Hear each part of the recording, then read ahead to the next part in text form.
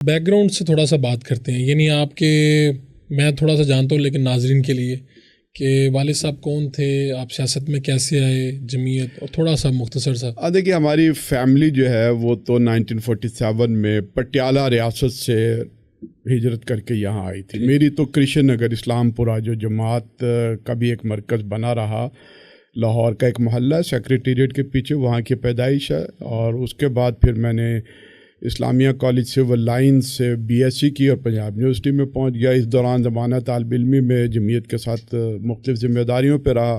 Punjab university union کا میں صدر رہا، جمعیت کا میں ناظم اعلیٰ رہا۔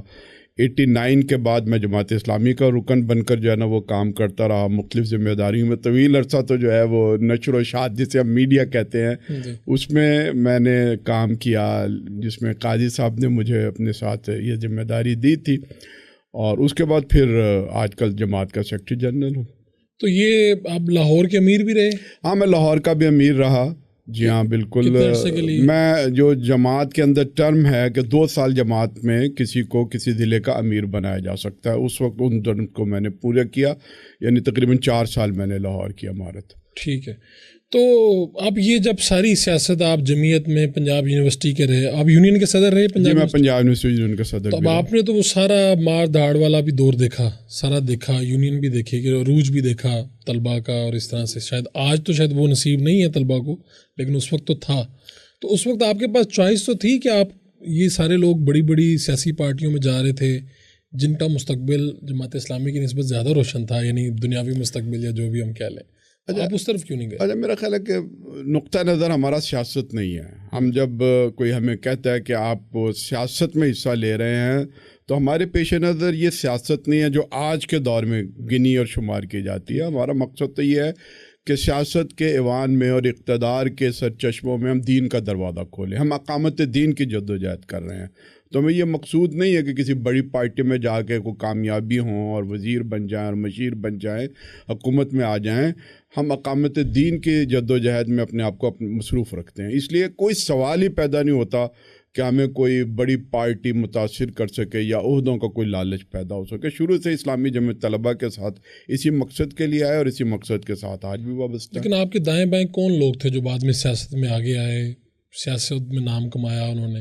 نہیں، خود جماعت کے اندر اور جمعیت کے اندر بھی سب لوگ جو ہیں وہ آئے، جسے آپ کہہ سکتے ہیں کہ وہ سیاسی طور پہ پارلیمنٹ کے اندر بھی پہنچے، کچھ تنظیم کے اندر آئے، کچھ اس طرح سے موجود ہوئے۔ ہمارے ساتھ کچھ لوگ تو ایسے تھے کہ جنہوں نے سفر بھی اسی تحریک کے ساتھ شروع کیا اور آج بھی موجود ہیں۔ کچھ بعد ایسے لوگ ہیں، مثلا مجھے جمعیت میں لانے والوں میں سے تھے جو اس دور کے اندر نعیم صادق صاحب تھے، وہ بعد میں بریگیڈیئر ہوئے، آج کل وہ PTI کے ساتھ قرب میں ہیں۔ اسی دور میں ہمارے میں لے کے آئے، ہاں، یعنی اسلام پور کے اس وقت وہ پہلے ناظم تھے، بعد میں وہ فوج کے اندر چلے گئے۔ یعنی اس کے بعد میاں محمود الرشید صاحب لاہور کے اس وقت جمعیت کے ناظم تھے، آج وہ PTI کے اندر ہیں۔ اور اعجاز احمد چودھری صاحب بھی ہمارے ساتھ تھے، آج وہ بھی PTI کے اندر ہیں۔ تو اس طرح کے چند لوگ تھے ہمارے ساتھ جمعیت کے زمانے میں، اور بعد میں پاسبان میں بھی محمد علی درانی صاحب تھے، تو وہ بعد میں بھی اقتدار کے جھٹکے لیتے رہے۔ اب اس کے بعد انہوں نے اسٹیبلشمنٹ کے ساتھ قربت سے جو ہے نا وہ توبہ استغفار کر لی ہے، ایک اصولی سیاست پہ وہ اپنے آپ کو یقین رکھ کر آگے بڑھنے کی کوشش کر رہے ہیں۔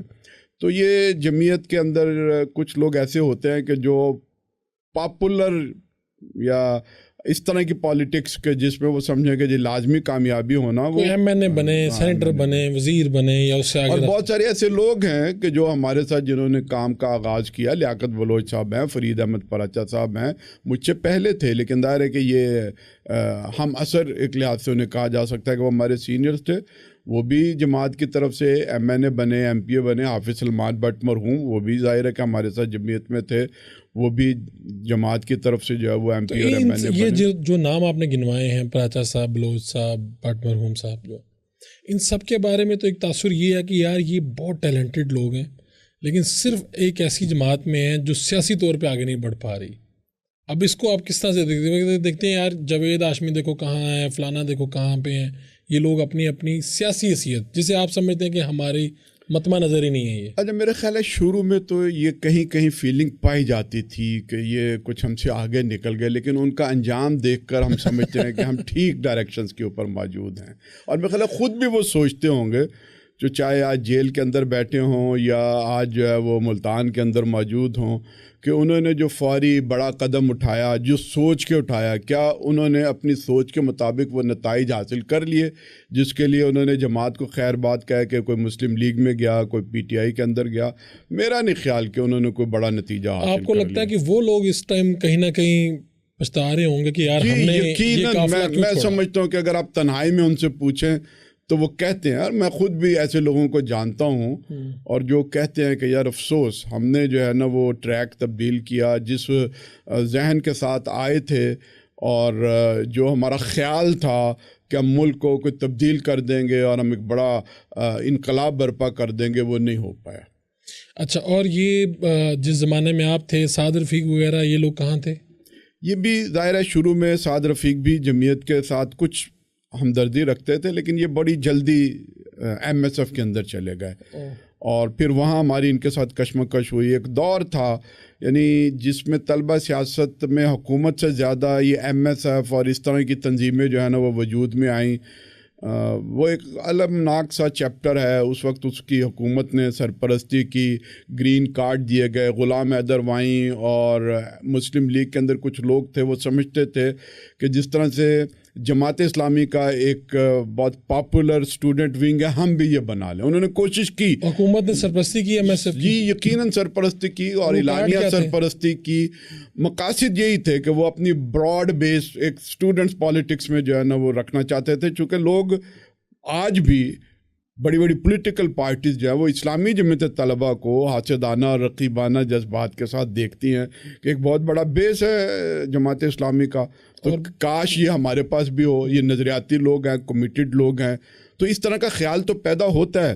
اچھا، اب خیال پیدا ہونے کے بعد جن لوگوں نے اس ٹریک پہ چلنے کی کوشش کی تو انہوں نے جب پارٹیاں بنائیں، چاہے وہ پی ایس ایف تھی، ایم ایس ایف تھی، کیو ایس ایف تھی، وہ بن تو گئیں، لیکن جو ان کے مقاصد تھے کہ اس کے نتیجے میں ہمیں کوئی بہت بڑی مین پاور حاصل ہو جائے گی، کوئی ٹرینڈ لوگ آ جائیں گے، بجائے وہ کوئی ان کے لیے کوئی مثبت پیغام ملتا، وہ تو ان کے لیے ایسٹ کے بجائے لائبلٹی بن گئی، جس کی وجہ سے پھر خود ہی انہوں نے کانوں کو ہاتھ لگائے اور انہوں نے یہ جو اسٹوڈنٹ پالیٹکس تھی وہ خود بخود پھر بند یعنی یہ کر سبھی P S F M S F Jamiat کو دیکھ کے بنی، دیکھ کے بنی، حاسدانہ اور رقیبانہ جذبات کے بنی، جو پھر ان کا انجام ہوا۔ ایک دو کے علاوہ میجورٹی ایسی تھی کہ جو کرمنل ہو گئی، پلاٹوں پر قبضے کیے گئے، اداکاروں کے پیچھے پڑ گئے، ایک دوسرے کے ساتھ قتل و غارت گری شروع کر دی۔ پہلے نشانہ اسلامی جمعیت طلبہ بنائی، دو تین انہوں نے مراکز، ایم یو کالج ہے، ٹیکنالوجی کالج ہے، دیال سنگھ کالج ہے، وہ ظاہر ہے کہ انتظامیہ اور پولیس اور حکومت کی مدد سے انہوں نے اس کو اپنا مورچہ بنا لیا۔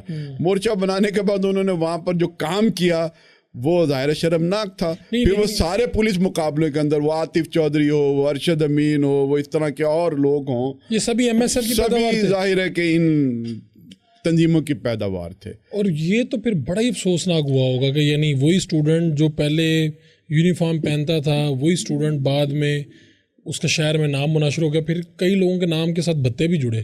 جی وہ تو پھر اشتہاری بن گئے نا جی، اور پھر جن لوگوں نے انہیں بنایا تھا ان کو وہ پڑ گئے، یعنی ان کے لیے بھی وہ ایک لائبلٹی بننا شروع ہو گیا۔ پھر انہوں نے بہرحال میرا خیال ہے کہ جو اہتمام کیا وہ پھر پولیس مقابلے ہوئے، وہ آپ کے سامنے ہیں۔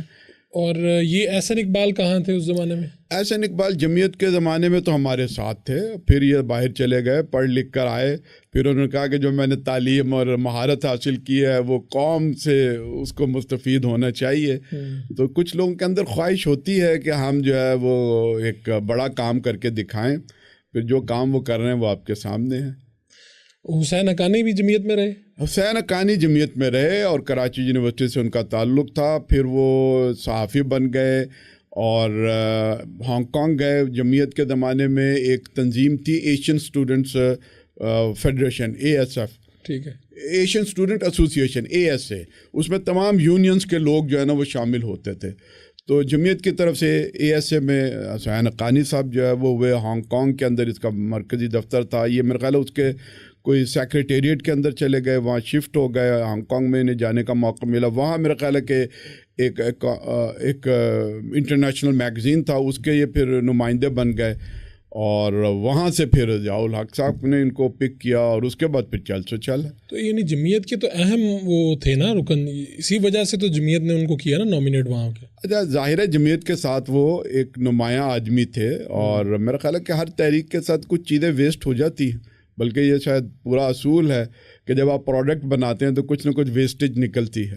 تو آپ کہہ رہے ہیں کہ یہ اس طرح سے بے شمار مرتبہ ہوا جمعیت کے ساتھ؟ ہاں, مطلب یہ ہے کہ بے شمار مرتبہ نہیں, اکا دکا آپ کو ایسے لوگ مل جائیں گے. یعنی آپ اگر دیکھیں کہ 80 سال کی تاریخ ہے اسلامی جمعیت طلباء کی, 47 سے لے کر اب تک, اب ہزاروں لوگ جو ہے وہ اس میں سے تنظیمی طور پہ نکلے ہیں, لاکھوں لوگ اس کے ساتھ ایسوسیٹ ہو کر نکلے ہیں.